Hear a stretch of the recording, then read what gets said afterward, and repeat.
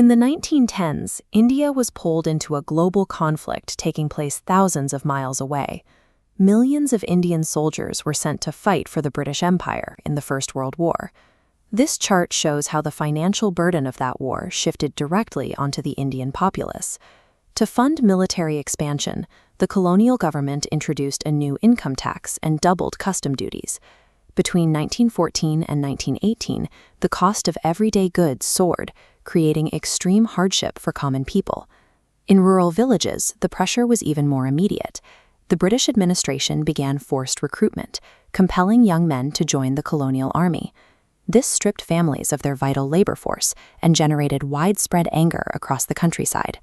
Whether in coastal cities or inland villages, the war established a shared baseline of economic shock and political frustration. This economic strain peaked when crops failed across the subcontinent between 1918 and 1921. The result was an acute shortage of food and devastating famines that pushed an already exhausted population to the brink. Fearing unrest, the British government tightened its control. They passed the Rowlatt Act, which gave authorities the power to detain political prisoners for up to 2 years without any trial. This oppressive tension reached a climax in April 1919 at Jallianwala Bagh in Amritsar. British forces trapped an unarmed crowd of men, women, and children inside a walled public garden and opened fire. The anger was palpable, but the logistical hurdle remained. India was deeply fractured by religion, caste, and local geography. Finding a way to bridge these divisions was the only path to challenging the empire. The framework for resistance emerged from Mahatma Gandhi. Years earlier, in his 1909 book, Hind Swaraj, Gandhi laid out a provocative thesis. He argued that British rule only survived because Indians actively cooperated with it. If the population refused to participate in colonial systems, the administrative and economic structures of the empire would collapse. This strategy introduced the concept of Swaraj, meaning self-rule, to the broader public. It gave the masses a practical tool for resistance, even as different groups began to interpret the goal in their own ways. Across the country, local groups began filtering this concept through their own immediate needs. In Awadh, peasant farmers led by Baba Ramchandra defined Swaraj as the abolition of begar, forced unpaid labor, and an end to oppressive landlord revenue demands. In the Gudam Hills, tribal communities under Alluri Sitaram Raju defined Swaraj as reclaiming their traditional access to forests that the colonial government had fenced off, even resorting to guerrilla warfare to achieve it. For thousands of workers trapped on Assam's tea estates, Swaraj meant the physical freedom to leave the plantation and return to their home villages. These scattered uprisings weren't managed by a central committee.